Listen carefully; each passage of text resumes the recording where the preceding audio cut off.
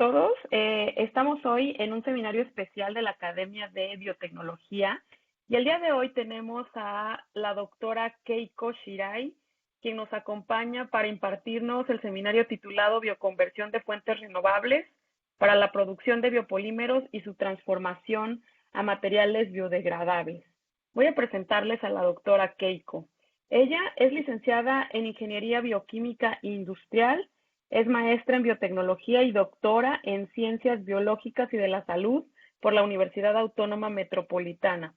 Actualmente es profesora titular de tiempo completo en la Universidad Autónoma Metropolitana, es investigadora nacional nivel 3 en el Sistema Nacional de Investigadores, es miembro de la Academia Mexicana de Ciencias, autora de más de 100 publicaciones y 5 títulos de patente. Su línea de investigación se centra en la búsqueda de soluciones a problemas ambientales ocasionados por una inadecuada disposición de residuos orgánicos y su aprovechamiento en la obtención de compuestos con valor agregado mediante procesos biotecnológicos y sus aplicaciones. Nos da mucho gusto tenerla entre nosotros, doctora. Le cedo la palabra para que nos imparta su seminario. Muchísimas gracias, doctora Ana Gisela Reyes, por la invitación y la oportunidad de hablar con ustedes esta mañana. Bueno, pues vamos a dar inicio pues con la presentación. Me imagino que la sesión de preguntas es al final. Sí, efectivamente, es al final. Muchas gracias. Bueno, voy a dar inicio entonces. ¿Ya ven la pantalla? Sí, se ve muy bien. Bueno, muchísimas gracias a la Academia de Biotecnología por la invitación. Pues miren, en la actualidad, y bueno, ya desde hace varias décadas, la sociedad ha tomado la política de consumo de tomar, hacer y disponer, ¿no? Y pues estos modelos económicos han traído como consecuencia que pues hay una desestabilización de las economías y también una pérdida de la integridad de los ecosistemas debido principalmente a esas políticas que fomentan un consumo excesivo, lo cual genera pues una gran cantidad de contaminantes, ¿no? O sea, yo creo que estas imágenes que les presento en la diapositiva, pues las hemos visto alguna vez, la cantidad de residuos no biodegradables que se encuentran en los diferentes nichos, ¿no? Del ambiente. Y bueno, en la actualidad, ya esto es a nivel ya gubernamental, hay políticas que buscan justamente el regular, ¿no? Este tipo de economías, y esto se le ha denominado como una economía circular, que esto básicamente pues es un modelo económico que busca regular lo que es la economía con las leyes de la naturaleza y la red de componentes, intercambio de materiales y flujos de energía, para optimizar el uso de los recursos en ciclos de producción por el mayor tiempo posible, ¿no? Bueno, existen varias estrategias circulares. Básicamente, aquí podemos observar que se buscan estas estrategias, pues que sean procesos altamente eficientes, que son procesos que se puedan restaurar, que sean procesos que tengan una alta durabilidad y pues que esto no afecte la productividad. Y bueno, con estas estrategias circulares se busca básicamente pues desvincular la creación de un producto de consumo de recursos finitos, y esto es aprovechando básicamente todos los recursos que se tienen disponibles, así como sus componentes, por el mayor tiempo posible, ¿no? Tenemos como que en muchos de los procesos que se llevan a cabo un esquema de producción similar al que se encuentra izquierdo, en donde podemos observar que se toman las materias primas, se enseña, se produce, se distribuye, se consume, y esto genera una cantidad de residuos, ¿no? Que generalmente pues acaban finalmente en el ambiente. Lo que busca la economía circular, como mencioné anteriormente, es que se esté llevando a cabo un proceso de recirculación, de recolección y reciclado de los procesos, de los materiales, para estos mantenerlos por más tiempo, dando un círculo en la economía, ¿no? En general. Entonces, bueno, en particular, nos ha afectado en los últimos años, en el campo del envasado. Bueno, no, en la Ciudad de México, a partir del 2019, hay un proyecto de ley, bueno, ya de hecho es una ley, en la que se prohíbe, por ejemplo, los plásticos de un solo uso, ¿no? Esto ha generado pues un cambio muy fuerte en la economía de la ciudad, y la preocupación de muchas empresas que dependen justamente de la producción y comercialización de estos materiales, ¿no? Estos materiales pues son derivados del petróleo, y pues un ejemplo de ellos es el polietileno y el poliestireno, que no son biodegradables. O sea, se estima que se biodegradan parcialmente como en 100 años, ¿no? Entonces, estamos hablando de que son materiales que permanecen en la atmósfera y que pues que nos están ocasionando serios problemas, tanto por el aumento del dióxido de carbono, y pues la liberación de compuestos químicos que son tóxicos, como por ejemplo las dioxinas, ¿no? Estos contaminantes emergentes generalmente son muy difíciles de remover. De ahí que, pues bueno, la gestión de los residuos pues, se ha considerado pues como una forma nada más de deshacernos de ellos. O sea, ya no los vemos, los llevamos a otro lugar, los disponemos generalmente de manera inadecuada o se incineran, ¿no? Entonces, bueno, la incineración y obviamente esta mala disposición trae problemas muy fuertes, ¿no? Aquí como un ejemplo les quisiera mencionar que el 30% de los alimentos que se producen a nivel mundial se desperdician en alguna etapa. Esto es desde la producción, la manipulación, el procesamiento, su distribución y su consumo, ¿no? Ese 30% generalmente se dispone mal o se incinera, ¿no?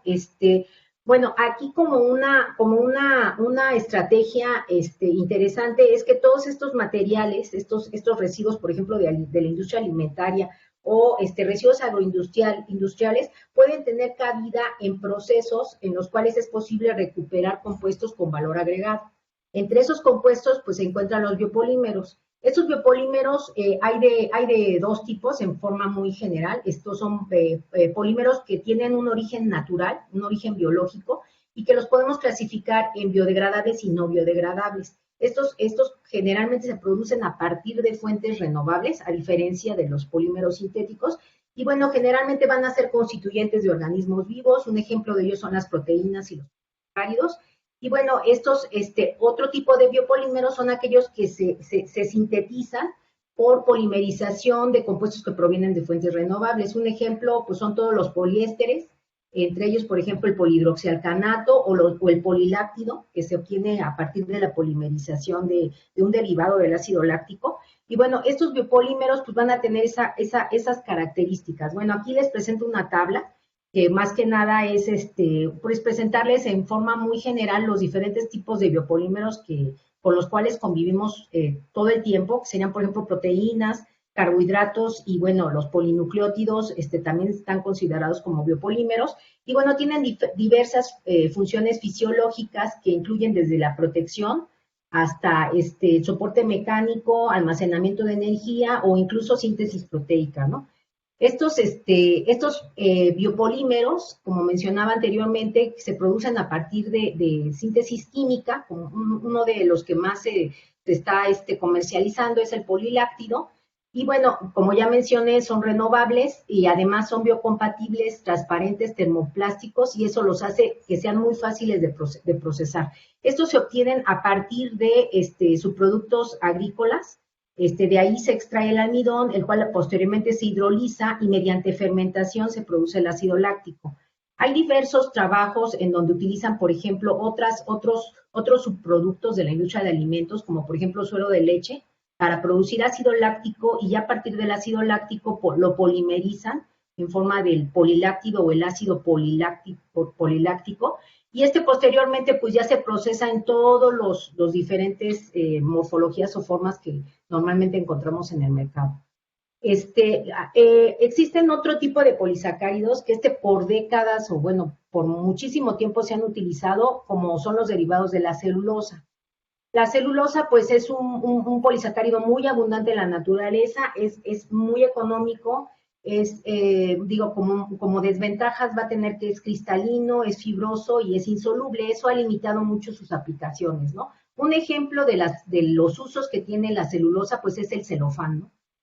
Todos hemos visto estos caramelos, por ejemplo, que los suelen envolver con estas películas de celofán, que bueno, se caracterizan por ser hidrofílicos, y como desventaja va a ser que son muy sensibles a la humedad, es decir, ahí falla un poquito la protección hacia el producto. Otra desventaja es que no van a ser termoplásticos y en consecuencia pues son un poquito más difíciles de procesar, no son termosellables. Y bueno, para mejorar estas propiedades, en la actualidad se recubren con otros polímeros, como por ejemplo la cera de nitrocelulosa o el cloruro de polivinilireno, y esto trae como consecuencia que aumenta el costo de producción, pero también nos hace posible el poder producir a partir de estos polisacáridos otro tipo de materiales, ¿no? Además de utilizar recubrimientos, también se ha utilizado como estrategia la derivatización. Esto es, se modifica químicamente la celulosa para cambiar sus propiedades, ¿no? Entonces, bueno, estos son algunos de los derivados comerciales más utilizados, como el acetato de celulosa, que se utiliza, por ejemplo, muchísimo en textiles.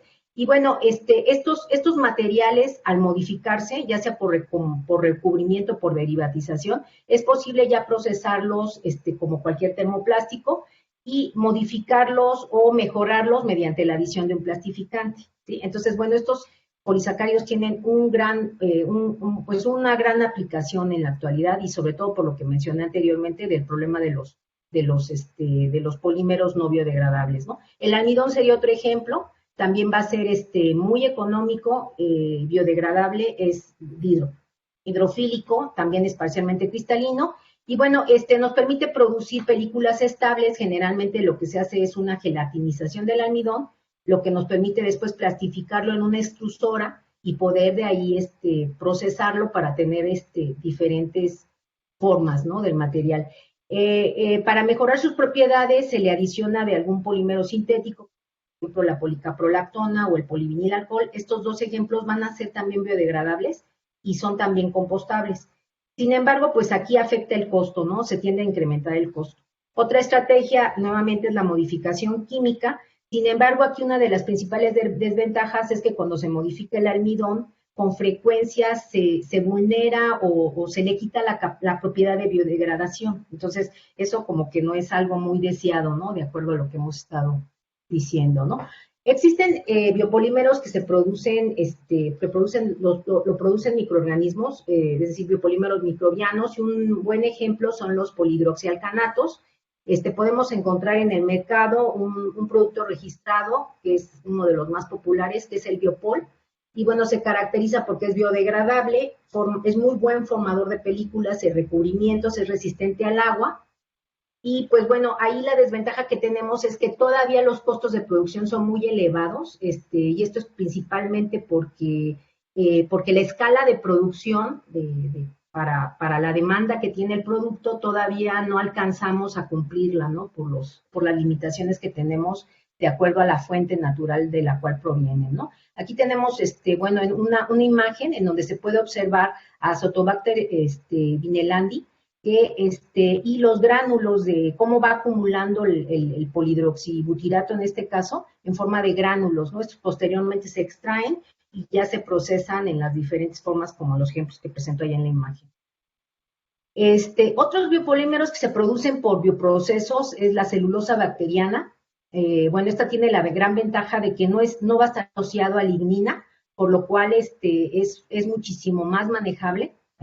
Es muchísimo más manejable y esta se obtiene a partir de una bacteria, una Gluconoacetobacter hylinus, que antes era conocida anteriormente como acetobacterias. Y bueno, hay varios métodos de producción. Aquí en esta diapositiva les presento una experiencia, un trabajo que hicimos, produciéndola en cultivo en estado sólido y utilizando espuma de poliuretano como soporte para la producción de la celulosa bacteriana.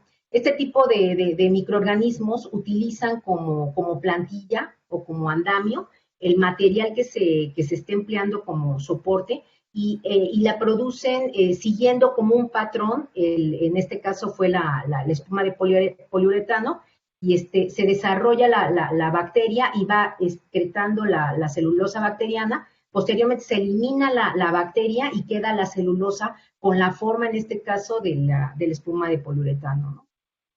Bueno, otro ejemplo que les traigo es el ácido hialurónico. El ácido hialurónico, bueno, se produce principalmente en cultivo sumergido.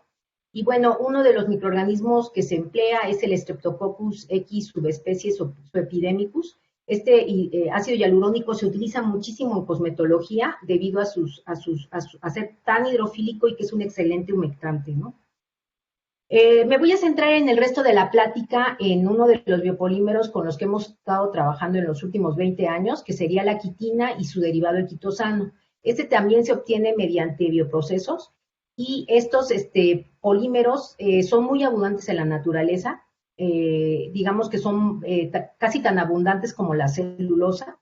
Y bueno, son polímeros, copolímeros lineales que están compuestos por residuos de N-acetilglucosamina y glucosamina. La cantidad de residuos de N-acetilglucosamina y glucosamina es lo que define si es quitina o es quitosano. Cuando el grado de acetilación es muy alto, sería quitina y entonces el residuo que predomina sería la N-acetilglucosamina. Mientras todo lo contrario, si está muy desacetilado, el residuo que predomina va a ser la glucosamina. ¿Sí? Entonces, bueno, estos polímeros tienen propiedades muy interesantes que han sido ampliamente explotadas en el campo de la investigación y en aplicaciones.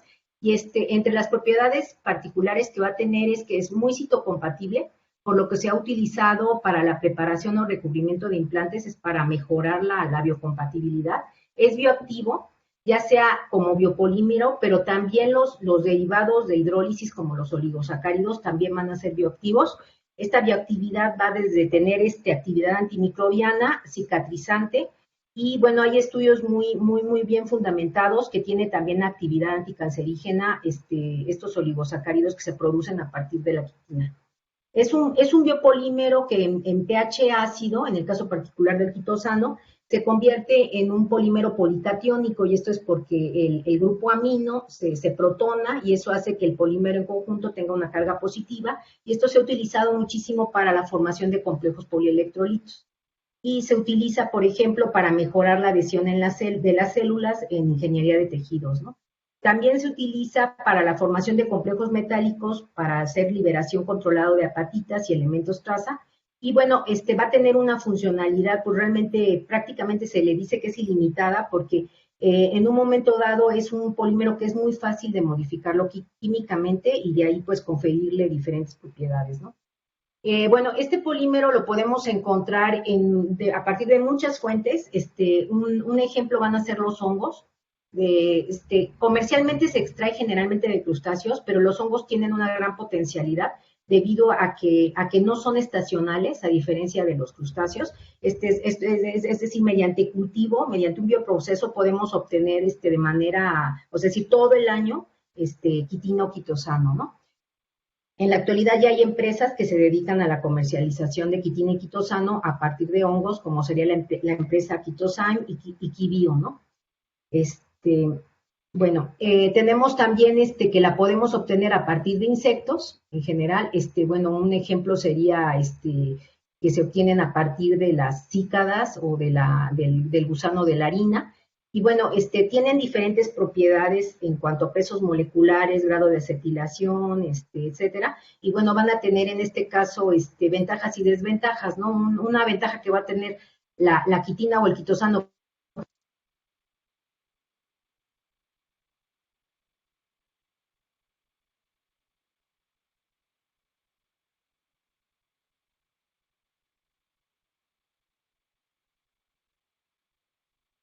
Ya no escucho a la doctora, ¿ustedes la escuchan? No, se cortó, perfecto. Doctora, no la escuchamos.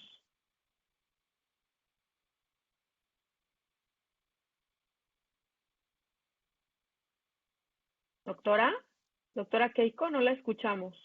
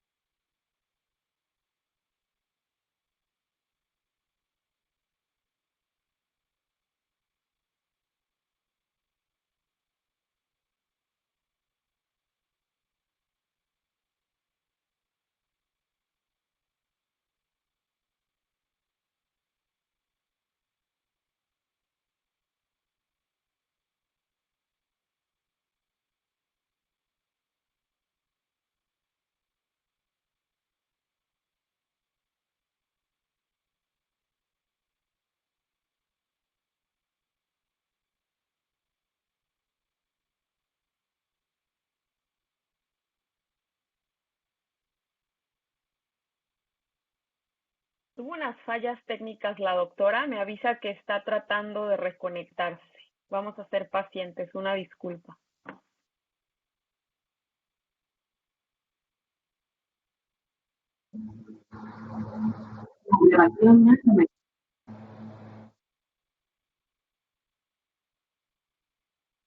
¿Sí me escuchan? Sí, ahora sí ya la escuchamos, doctora. Ay, perdón, es que se fue, pero ya lo pude resolver. Ok, entonces, bueno, como les mencionaba anteriormente, el principal, No la vemos principal, su presentación. La presentación no la vemos todavía. perdón.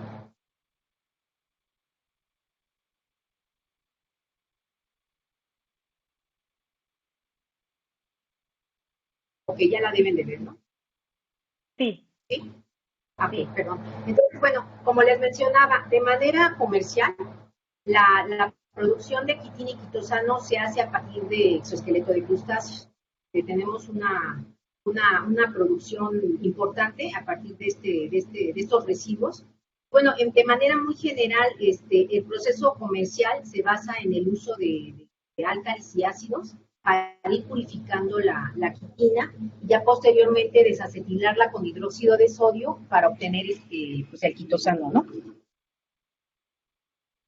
Nuestra propuesta desde hace ya un buen tiempo fue el procesar los residuos de los crustáceos mediante biotecnología. Y aquí básicamente pues es el empleo de un microorganismo, el cual se caracteriza porque produce grandes cantidades de ácidos orgánicos, los cuales actúan desmineralizando el residuo y hay una gran cantidad de proteasas activas, las cuales desproteinizan a su vez el residuo y nos permiten extraer de esa forma la quitina.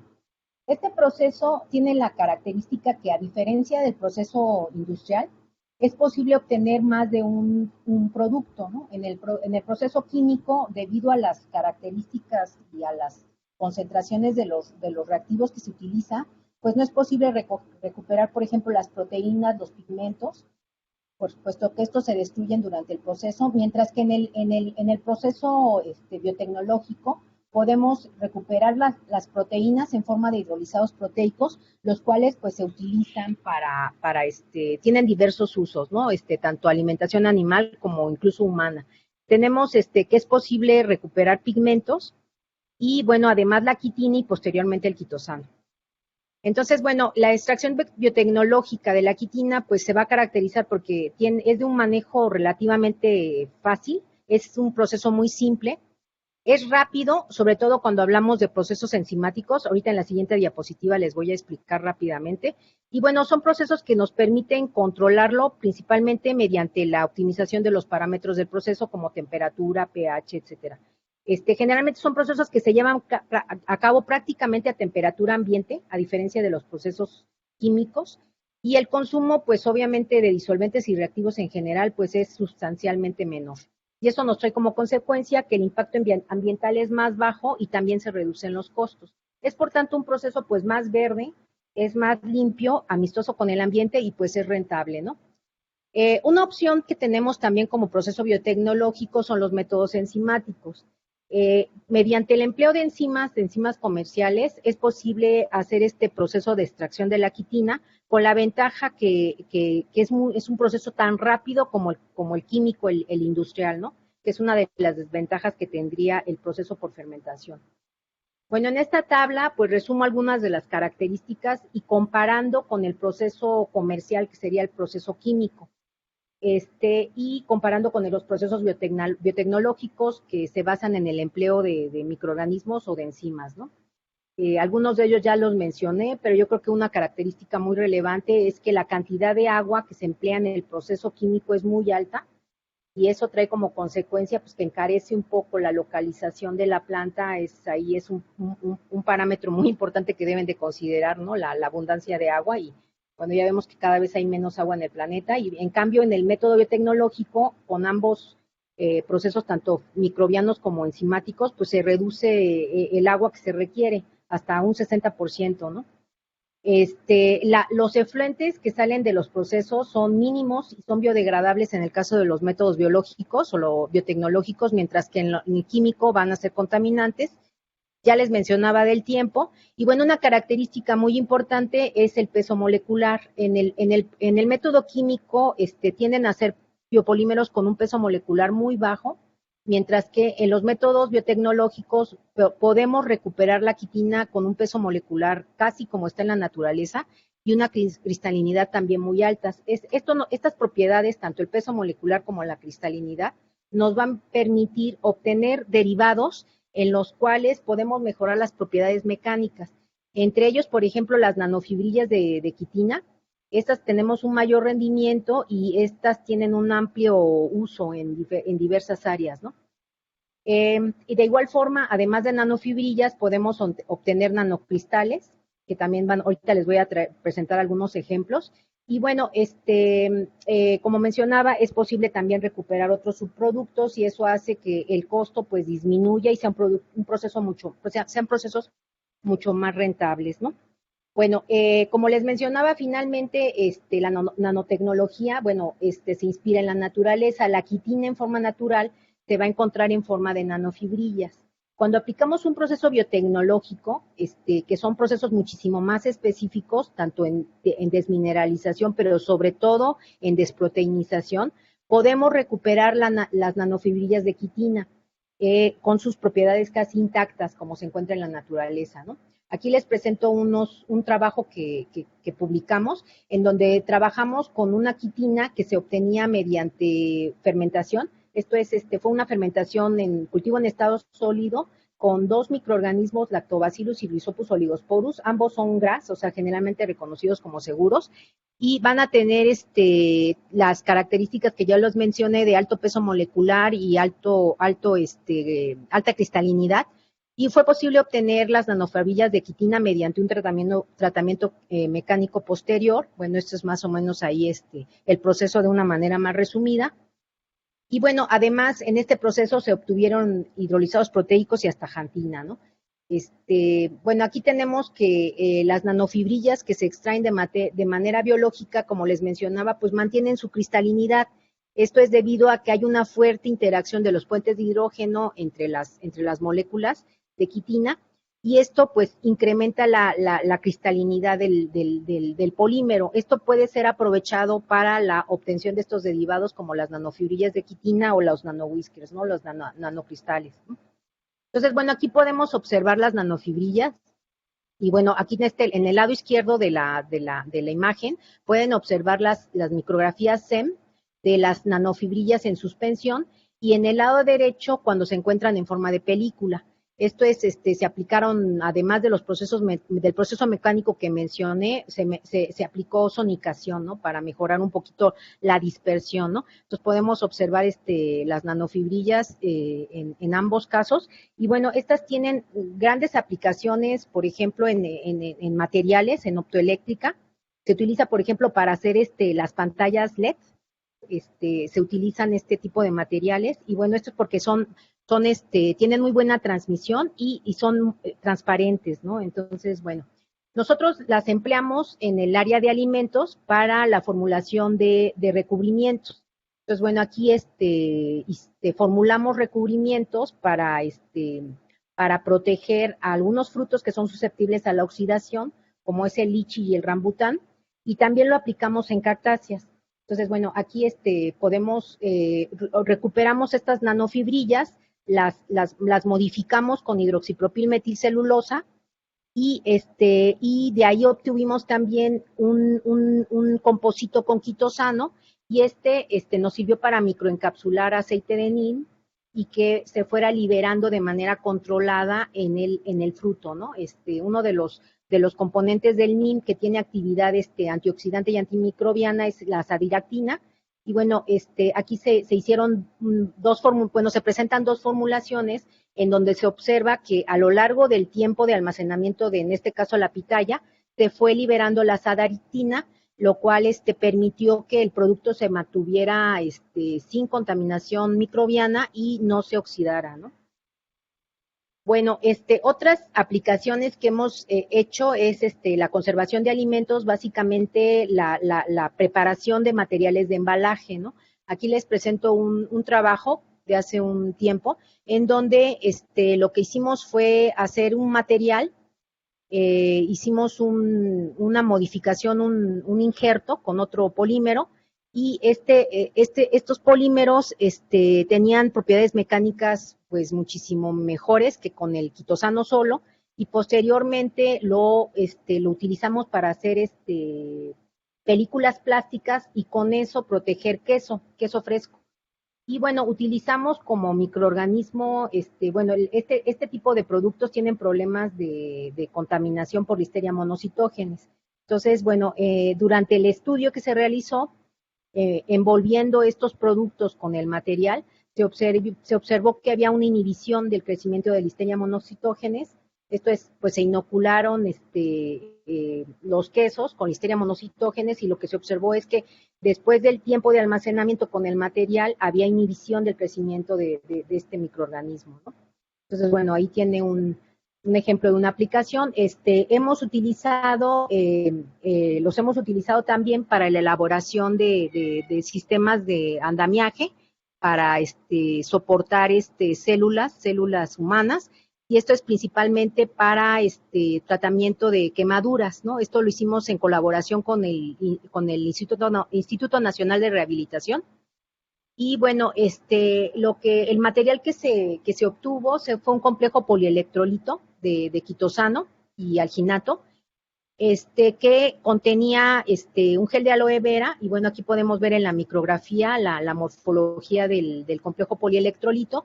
Y bueno, este material tuvo como características, como propiedades, que inhibió el crecimiento de Pseudomonas aeruginosa, que es un patógeno oportunista muy común en heridas de la piel, y bueno, es nosocomial, de hecho. Entonces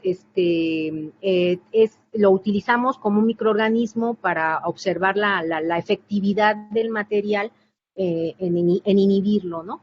Y bueno, además de ser antimicrobiano, sí mejoró la adherencia y la viabilidad de los fibroblastos, que son las células del tejido, de las células de la piel, ¿no?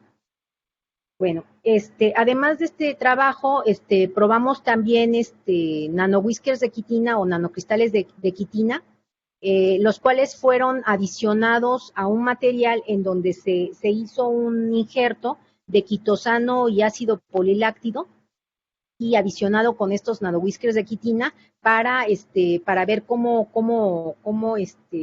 funcionaba justamente como un sistema de andamiaje.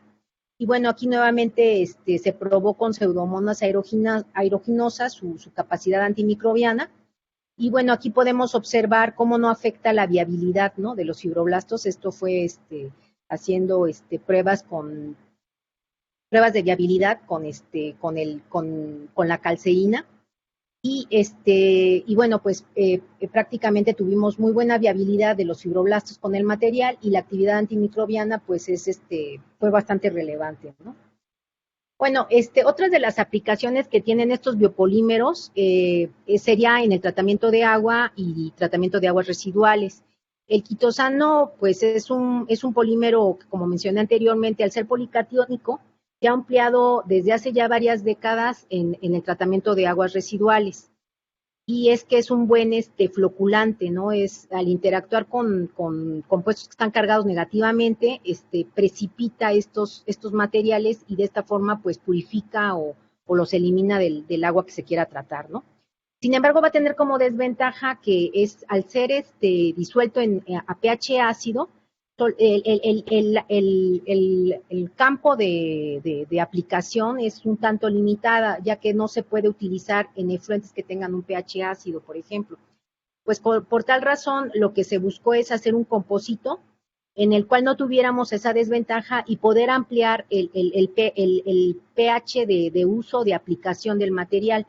Entonces, bueno, se formuló, se diseñó, se sintetizó un composito que está a base de quitosano y un poliéster biodegradable también, y se obtuvo este material, que es un material poroso, el cual pues se puede utilizar tanto en un proceso en continuo, como empacando, por ejemplo, en una columna, como se ve en la imagen, o bien en un proceso en batch para eliminación, por ejemplo, de metales pesados y otros contaminantes emergentes, ¿no? Que incluimos, por ejemplo, hormonas, colorantes, algunos analgésicos como el paracetamol, ibuprofeno. Esta es investigación que se encuentra, pues estamos trabajando en esa área, ¿no? Y bueno, aquí se muestra el espectro de infrarrojo, en donde se observa pues los grupos funcionales que van a tener la mayor actividad en la remoción de estos contaminantes, ¿no? En rojo se encuentra el material inicial y en negro sería después del tratamiento de absorción, en este caso, de metales pesados como cobre, plomo, zinc, cadmio, fierro y aluminio. Bueno, una característica de la cual he hablado ampliamente durante la plática es la biodegradabilidad. Y bueno, la biodegradabilidad, como ustedes bien saben, pues va a ser la capacidad, ¿no?, de descomponer un material a dióxido de carbono, metano, agua y compuestos inorgánicos o incluso biomasa. Y esto pues permite eliminarlo de la naturaleza, ¿no? Estos mecanismos mediante los cuales se lleva a cabo la biodegradabilidad son principalmente enzimáticos, debido a los microorganismos que se encuentran en el ambiente, ¿no? Entonces, bueno, una de las propiedades que se busca y que de hecho ya está por ley es que los materiales, los plásticos deben de ser compostables, ¿no? Entonces, bueno, la compostabilidad es una propiedad que se basa justamente en la biodegradabilidad mediante un proceso de compostaje, es decir, un proceso aerobio en donde se involucra la acción enzimática de microorganismos que se encuentran en la composta para producir principalmente biomasa y dióxido de carbono, ¿no? Nosotros hemos estado trabajando con la maestra Judith López Jardines de la planta de producción de composta y viveros del Politécnico Nacional, aquí en la unidad profesional Adolfo López Mateos, en determinar la biodegradabilidad de los materiales que estamos sintetizando. Entonces, bueno, todo esto se lleva a cabo considerando varias normas internacionales y bueno, actualmente ya se tiene un proyecto también de norma a nivel nacional, ¿no? Entonces, bueno, aquí se muestra en la tabla los valores óptimos que debe de tener la composta para un proceso de biodegradabilidad. No me voy a detener mucho en esto porque son valores que vienen en las normas en la ACTM de 5338 y en las ISOs, ¿no? En la ISO 14855-1. Bueno, aquí básicamente lo que se busca, como mencioné anteriormente, es la producción de dióxido de carbono y bueno, aquí les presento estos gráficos en donde podemos observar dos tipos de materiales que utilizamos para la absorción de metales pesados. Uno fue exclusivamente todo el proceso de síntesis fue biotecnológico, es decir, el poliéster fue sintetizado enzimáticamente también y lo vamos a encontrar con la nomenclatura MCPE, mientras que lo estamos comparando con un polímero que tiene como componente el quitosano, que sería de origen biotecnológico, y un poliéster que se compra, que es sintético, que es químico, que lo estaríamos representando como MCPQ, ¿no? Y bueno, aquí podemos observar, estos experimentos todavía están corriendo, pero podemos observar que hay diferencias en la capacidad de biodegradabilidad de los materiales dependiendo del origen de los biopolímeros, ¿no? En el caso, por ejemplo, del poliéster que fue procesado químicamente, que fue sintetizado químicamente, es muchísimo más amorfo y la biodegradabilidad aparentemente tiene una tasa de biodegradabilidad más alta, ¿no? En el caso del material que se obtuvo únicamente por métodos biotecnológicos, es menos biodegradable, tiene una tasa de biodegradabilidad más baja, y bueno, pero ambos se biodegradan, ¿no? Aquí les presento los porcentajes de biodegradación. Y bueno, aquí esto se obtuvo, esta producción de dióxido de carbono se obtuvo mediante dos metodologías que están en las normas. Una es por titulación y la otra fue en línea, empleando un sensor, ¿no? Un sensor de infrarrojo que fue determinando de manera continua el dióxido de carbono que se produce durante el proceso de biodegradabilidad, ¿no?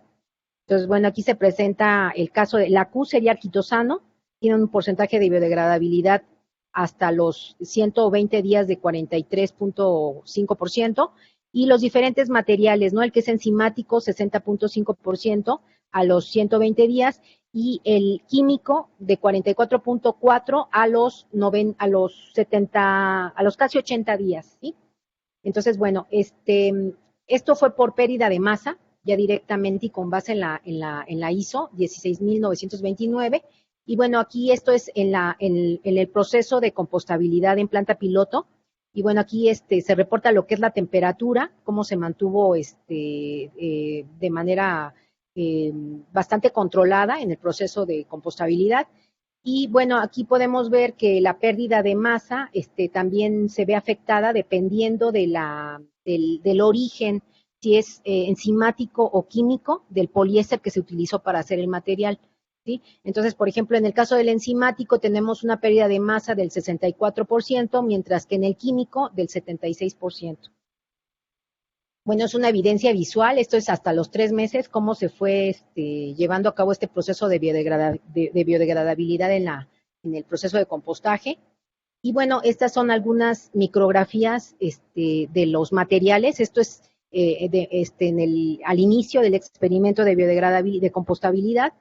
Y bueno, esto sería el final, ¿no? Aquí podemos observar cómo existe ya una gran cantidad de microorganismos que se están desarrollando y están llevando a cabo este proceso de mineralización, ¿no? O de producción de biomasa. Y bueno, este tipo de procesos, pues son procesos que se ajustan muy bien a lo que sería la economía circular, ¿no? En donde a partir de un residuo de la industria alimentaria, como es el desperdicio de camarón, se lleva a cabo un bioproceso, a partir de ese bioproceso se obtiene el biopolímero, y a partir de ese biopolímero se lleva a cabo la producción del material biodegradable como absorbente. Se hace uso de este material en varios ciclos de absorción-desorción. Una vez que durante este proceso de desorción es posible recuperar también los metales, y una vez que ya alcanzamos la vida útil del material, pues ya se lleva a lo que sería un proceso de compostaje, en donde pues se va a llevar a cabo pues la producción de dióxido de carbono, puede ser metano, agua, dependiendo del proceso. En este caso, si es compostaje, sería dióxido de carbono, agua y biomasa, ¿no? Bueno, aquí ya nada más para terminar, sí quisiera mencionar que como una proyección que se tuvo es que el mercado global del quitosano se estimó para el 2021 en 4.2 billones de dólares, y la tasa de crecimiento anual estimada era de 15.4%. No he revisado las últimas estadísticas, pero debido justamente a todas estas políticas mundiales que se está dando sobre el uso de polímeros no biodegradables, estas cifras podrían haber cambiado, ¿no? Y bueno, el mercado de quitina y derivados, pues se encuentra, estas son las principales compañías que están en operación a nivel mundial. Y bueno, estas son las diferentes áreas, ¿no? Como podemos observar, el 40% de lo que se vende de quitina y derivados se dedica al tratamiento de aguas residuales, seguida de usos agrícolas, en textiles, y bueno, hay otros usos, se utiliza principalmente para la producción de derivados, ¿no? Como los oligosacáridos, o la misma glucosamina, ¿no? Que se vende como protector.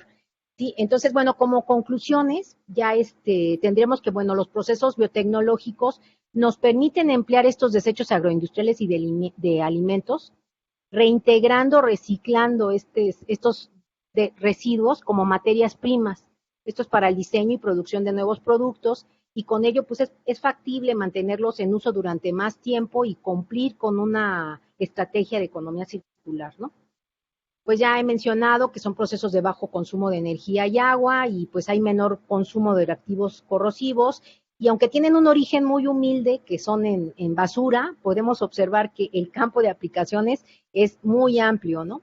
Y pues bueno, ya sería por mi parte todo. Les agradezco mucho su atención, y pues quedo a la espera de cualquier duda, comentario o pregunta que quieran hacer. Muchas gracias. Muchas gracias, doctora, por su presentación. Ahora pasamos a la sesión de preguntas, para que los que quieran hacer alguna pregunta me la escriban a través del chat o me levanten la mano, y así puede participar directamente para hacer su pregunta a la doctora.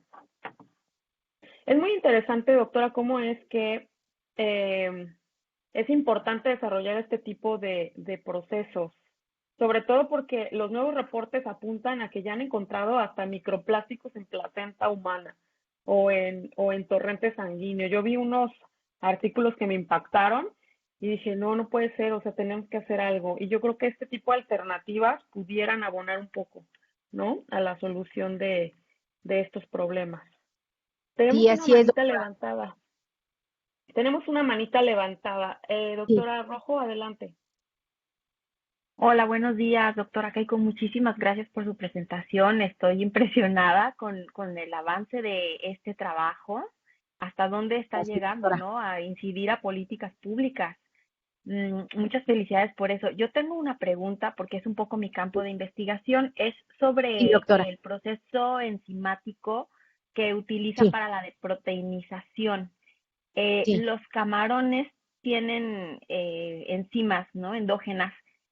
Sí, ¿Ustedes han utilizado estas enzimas endógenas? Porque escuché que mencionó que agregan enzimas comerciales. en este caso, en el caso de los métodos enzimáticos, como proceso, sí se adicionan proteasas de origen comercial. Pero en el caso de la fermentación, sí juegan un papel determinante, o sea, las proteasas endógenas, ¿no? O sea, estamos utilizando la cabeza de camarón, y bueno, ahí tenemos todo el sistema digestivo, ¿no? De hecho, el Exacto. SIGNOR, ustedes son líderes en esa área, ¿no? Hay muchos trabajos que realizaron justamente en cuanto a las proteasas endógenas del camarón, y sí justamente tienen un papel muy importante. De hecho, nosotros a lo largo de todos estos años, pues hemos trabajado con cabeza, pero también hemos trabajado con cáscara, por ejemplo, y es muy diferente cómo se conduce la fermentación y el producto final cuando se utiliza, por ejemplo, cabeza a cuando utilizamos únicamente lo que sería la cáscara, ¿no? Y esto es en gran medida, pues, por la cantidad de proteasas que están activas, ¿no? Ahí en la cabeza, en este caso, ¿no? Sí, son Entonces, sí increíbles, tiene son muy resistentes. y sobre todo, pues tienen un amplio intervalo de pH, ¿no? De actividad o sea, funcionan desde pH inicial, o sea, que son pHs pues de 7 hasta pHs muy, muy ácidos, entonces sí son muy activas las proteasas endógenas, ¿no? Sin embargo, bueno, en este trabajo, sí tratamos de evitar la actividad de las proteasas nativas. De hecho, se trabajó con un residuo que ya estaba seco, ¿no? O sea, ya estaban de alguna forma inactivadas las proteasas endógenas. Y esto es más que nada para estandarizar el proceso en cuanto a la actividad de la enzima. Y bueno, pues una de las desventajas que tenemos con el método anterior es que es un método pues un tanto lento, ¿no? Sí requiere varios días de fermentación.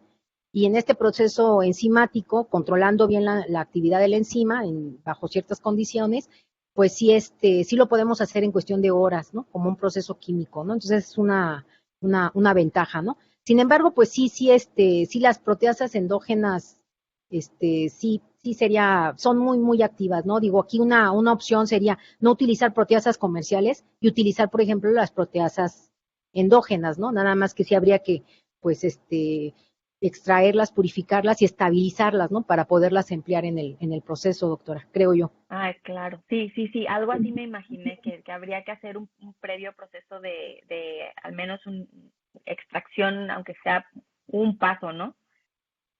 Sí, al menos Ok. crudo, ¿no? Al menos Sí, crudo y saber, ¿no? Conocer digo, la verdad es que sí son muy activas y son específicas, pues es que naturalmente exacto. están allí, ¿no? Por una razón. Entonces, sin lugar a dudas, yo creo que, bueno, estoy segura que funciona igual o mejor. Sí, Muchas gracias por su nada, respuesta. doctora. Muchas gracias, doctora. ¿Alguien más que tenga una pregunta? No veo manitas levantadas. Pueden escribirme también su pregunta a través del chat. Doctora, y ahora ¿Qué que tal? estaba escuchando... adelante, ¿quién está ¿Qué hablando? tal, Ana? Soy Ever Latisner. Ever, sí. Hola, ¿qué tal, doctora? Muchas gracias por la presentación, muy interesante, la verdad. Dentro del aspecto microbiológico, ¿los organismos que utilizan ustedes son de colección o son aislamientos que ustedes han realizado especialmente? Pues fíjate que son aislamientos, o sea, son aislamientos del mismo camarón. Entonces son aislados y ya posteriormente, pues, ya una vez aislados, pues se le hicieron todas las pruebas bioquímicas y moleculares para ver de qué especies estábamos hablando, ¿no? Entonces, Ajá. hemos trabajado principalmente con lactobacillus nosotros. Ok. Entonces, sí son aislados principalmente. No obstante, sí quisiera mencionar que hay trabajos en donde han fermentado incluso con las del yogur, con Lactobacillus bulgaricus, ¿no? O sea, utilizan tal cual como inóculo yogur y así fermentan. Sin embargo, nosotros sí hemos determinado a lo largo del tiempo que sí estas enzimas, aunque no son muy proteolíticas, sí producen endopeptidasas, ¿no? Y entonces esas también intervienen en el proceso de hidrólisis proteica que se da en la fermentación. Entonces sí tienen ahí un papel, además de producir ácidos, sí tienen un papel sobre la hidrólisis proteica. Ok. Y en Sí, ese sentido, dentro del procesamiento químico y el procesamiento biotecnológico que sí. desarrollaron, ¿qué proporción porcentual en los costos vieron una disminución? O sea, ¿realmente significativo o todavía está dentro de un intervalo que no llega a ser competitivo? No, de hecho es bastante competitivo. O sea, es muy competitivo el proceso biotec, es más competitivo desde el punto de vista de costos que el químico. El problema del químico es que tiene un consumo de agua muy alto, o sea, cada proceso, cada paso de purificación tienen que estar neutralizando. Y aunque optimizan tanto el uso de los reactivos como del agua, de todas formas el gasto sigue siendo muy importante, ¿no? Eso por un lado, ¿no? Y por otro lado, pues sí tenemos aquí la cuestión de que sí es posible recuperar, ¿no? Más compuestos, más productos, ¿no? Una de las desventajas sí es el tiempo en el caso de la fermentación, es el pero que le ponen generalmente los que trabajan con métodos químicos, le encuentran esa desventaja, ¿no? Al proceso fermentativo, que sí es muy largo. Pero por otro lado, también te estabiliza el desperdicio, ¿no? Es decir, a diferencia del método químico, de inmediato lo tienen que procesar o secar, ¿no? Entonces eso implica un paso extra. En el caso del método fermentativo, pues prácticamente como se hace el acopio, lo acondicionas, lo fermentas y ya lo estabilizas por meses, ¿no? O sea, ya no tienes que hacer otro proceso más que el fermentativo, que es parte también del proceso de purificación. Entonces digo, sí es una de las desventajas. En cuanto a costos, es más, o sea, hemos hecho ya el plan de negocios del proceso comparándolo con el químico y sí es mucho más rentable, definitivamente. Órale, ok. No sé si Y han intentado, sí, claro que sí, muchas gracias. ¿Y han intentado hacer también experimentación en anaerobiosis para ver que haya una mejor degradabilidad por otros grupos, por ejemplo, las arqueas? Pues normalmente, mira, la verdad es que nosotros nos hemos, como te mencionaba, sí hemos hecho experimentos de anaerobiosis, no sé, pasándole, por ejemplo, una corriente de nitrógeno, ¿no? Para Sí, procurar que no haya nada de oxígeno en el reactor. Se mejora mucho los títulos de ácido que se producen, pero sí hemos optado nosotros por trabajar con bacterias GRAS, ¿no? Con bacterias lácticas. Entonces, sí hay muchos trabajos que se han hecho, que han empleado otras bacterias, otros tipos de bacterias, pero en el grupo siempre hemos optado más bien por trabajar con bacterias lácticas, por la situación de que son GRAS, ¿no? Entonces, ahí el hecho de que ya trabajes con un microorganismo que es GRAS, también de alguna forma te garantiza que no se van a producir endotoxinas, por ejemplo, que es un problema muy serio de las quitinas, ujú, que puedan quedar en el producto, ¿no? Y que si utilizas a lo mejor alguna otra bacteria, ¿no? Por ejemplo, Bacillus es muy buena, ¿no? Porque es muy proteolítica, pero el problema es que produce toxinas, ¿no? Entonces digo, nosotros hemos optado por irnos como que más hacia la parte de alimentos y sí, de esa claro. forma, pues, garantizamos que se estabiliza como cualquier fermentación láctica y que no va a tener esa situación de que se estén produciendo toxinas, ¿no? Ahí, por la cuestión del microorganismo que se está empleando, ¿no? Entonces, sí sacrificamos quizás un poquito la eficiencia en la proteólisis, pero creo que es un producto mucho más seguro, ¿no? Desde el punto de vista de la aplicación. Ok, muchas gracias. Pero sí se puede hacer, ¿no? Ahí depende y ahí de, Sí. de cada laboratorio. Sí. Muchas gracias, doctora. Yo leí en su reseña que tiene también varios productos tecnológicos, entre ellos algunas patentes.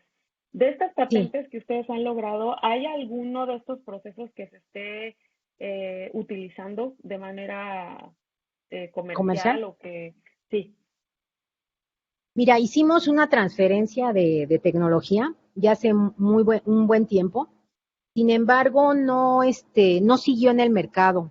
La empresa no prosperó, pero ahí fue por cuestiones pues, de organización entre ellos, ¿no? Y pues por la economía, ¿no? También. Entonces, sí tenemos la experiencia de haber hecho la transferencia de tecnología y sí hemos hecho transferencia, por ejemplo, de los recubrimientos. Estuvimos trabajando con los productores de Oaxaca, principalmente en la aplicación en lichi y rambután. Estuvimos haciendo toda lo que es sí, la transferencia propiamente del recubrimiento y haciendo la comparación con otros métodos que ellos aplican. Entonces sí tenemos como que digamos que toda la experiencia de la transferencia en cuanto a esos procesos, y en la actualidad ahorita estamos haciendo un trabajo con la Secretaría, bueno, financiado por SECTEI, que es la Secretaría de Educación, Ciencia, Tecnología e Innovación de la Ciudad de México, en donde estamos tratando de hacer un spin-off para la aplicación de los materiales para tratamiento de fluentes. Esto es en la Ciudad de México, ¿no? Básicamente. Entonces, sí estamos tratando ahí de que esto se aplique, ¿no? Como que sí tiene un enfoque mucho a la aplicación. O sea, a la Ok. investigación, pero aplicada, digámoslo así. Y Sí, esa es otra de las cosas que me llama muchísimo la atención, que la sí, quitina y el quitosano, si bien tienen muchas aplicaciones, también dependiendo, bueno, de la calidad o del peso molecular de los polímeros que se obtienen, que se está utilizando más como para un primer nivel, o sea, no se está utilizando en, como en aplicaciones un poco más especializadas, ¿no? Como en alimentos, en cosmética, no sé, se utiliza más en cuestiones de tratamiento de aguas, que esos son como procesos primarios, ¿no? No sé, se me hace como que probablemente por allí se puede estar desaprovechando todo ese potencial de un proceso biológico tan completo, sí. porque como usted dice, o sea, el proceso químico, utiliza un montón de solventes y obtienes productos que no necesariamente pueden utilizarse en el área alimenticia o en el área farmacéutica, pero de este Sí. proceso biotecnológico sí se pudieran utilizar, como que cuál es la razón de que se utilice en tratamiento de agua y no en algo que pueda tener mayor impacto. Pues mira, aquí, bueno, de acuerdo a estas estadísticas aquí que les muestro, sí hay un sector que dice otros, que ese involucra muchos derivados que provienen de la quitina y que nosotros no sabemos, ¿no? Por ejemplo, no sé, el shampoo con el que nos bañamos, puede tener un ingrediente que proviene de la quitina. Sí, o sea, hay muchos ingredientes que se utilizan en formulaciones de la vida diaria y que provienen ya de la quitina. No sé, la misma glucosamina, por ejemplo, tiene una aplicación bien importante como tratamiento, pues para articulaciones, ¿no? Para protección de articulaciones, ¿no? Entonces, sí es cierto que una buena parte se ha centrado al tratamiento de aguas residuales, pero generalmente interviene en tratamientos ya terciarios o ya de último paso en la purificación de agua. Y eso ya es hasta incluso para potabilización de agua. No sé si más o menos me explico. Entonces, Sí, sí, sí sí. tiene un impacto muy fuerte en el área de tratamiento de aguas, aunque pareciera que es como que, pues sí, como que es un producto un poquito subvaluado, ¿no? Se podría pensar, pero pues es que el agua es muy importante, ¿no? Entonces, la parte que mencionabas de microplásticos, esos microplásticos y otros contaminantes emergentes no los están pudiendo eliminar de las aguas potables. Entonces, bueno, ahí tiene un campo de aplicación bien importante el quitosano, ¿sí? Porque sí tiene la factibilidad, ¿no? Técnica de poder remover este tipo de contaminantes. Entonces digo, es que sí, es más impactante quizás pensar en ingeniería de tejidos, ¿no? Pero que pensar en tratamiento de aguas, pero pues, es que el agua sí es algo esencial, ¿no? Para la vida. Entonces, sí, yo creo que pues por ahí va la cosa, ¿no? La efectividad que tiene, ¿no? Sí, ok. Pues muchas gracias, doctora. Hemos llegado al final del seminario. Ya no tenemos más preguntas, no nos queda más que agradecer la información que nos ha compartido. Es muy interesante su trabajo, muy importante lo que han logrado. Entonces, bueno, muchísimas gracias por haber aceptado la invitación, por dedicarnos estos momentitos en su agenda tan ocupada y esperamos, bueno, poderla seguir viendo por aquí. Muchas gracias, doctora. Muchísimas gracias, doctora, por la invitación y fue un gusto, pues, platicar con ustedes esta mañana. Y bueno, pues aquí está mi correo electrónico y pues bueno, pues, me encantaría que pudiéramos colaborar, ¿no? Sí, claro que sí, sobre todo aquí en Baja California Sur y en La Paz, que somos productores acuícolas y hay muchos desechos que se pudieran tratar con este tipo de bioprocesos. De hecho, uno de los desechos que también se colectan a la hora de cultivar el camarón son las exuvias. Y estas Sí. exuvias vienen un poco, pues, como son, pareciera como que están menos clasificadas o están menos clasificadas y menos tienen menos proteínas, probablemente pudiera ser una materia prima un poco más limpia para empezar este procesamiento. Sería interesante tratar el bioproceso con este tipo de recurso también. Sí, pues mira, ahí en la imagen puedes ver hay dos escalas de reactores que en un ¿Sí? momento dado, si, pues si quieren, probamos el bioproceso. Digo, queda abierta la colaboración, ¿no? O sea, la verdad es que ustedes como institución tienen una gran tradición, ¿no? En toda esta parte de uso, ¿no? Y aprovechamiento pues de los residuos, ¿no? De la industria pesquera. Entonces, pues sería muy interesante para mí, ¿no? El porque pudiéramos evaluar, ¿no? El bioproceso en otro tipo de material o en cualquier otro ámbito que quieran ustedes colaborar, pues queda abierta, ¿no? La invitación también por mi parte. Muchísimas gracias, doctora. Pues bueno, nos Les despedimos. agradezco mucho. Le vamos a hacer llegar una constancia por su participación por correo. Y bueno, muchísimas gracias. Gracias a ti, doctora. Muchas gracias.